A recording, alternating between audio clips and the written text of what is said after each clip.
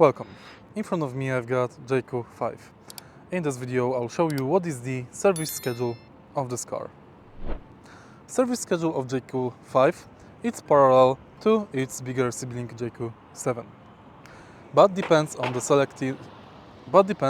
on your choice of selection. You can select Jaecoo 5 petrol engine with 1.6 T GDI CVT engine, or you can select electrical motor. Service difference across the streams. Let's start with the 1.6 DGI petrol engine. Jaecoo recommends servicing annually or every 12,000 kilometers. During this service, you should replace oil, check brakes, replace filters.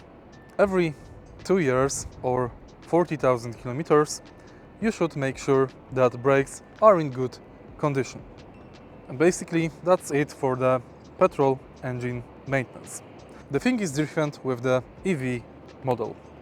Every 1 year or 20,000 kilometers, you should check brakes, air filters, pollen filters and more.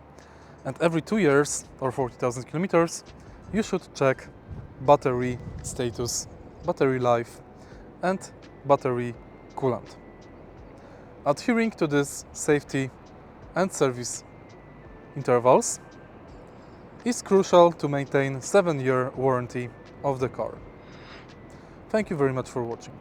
If you found this video helpful, please leave like, comment and subscribe.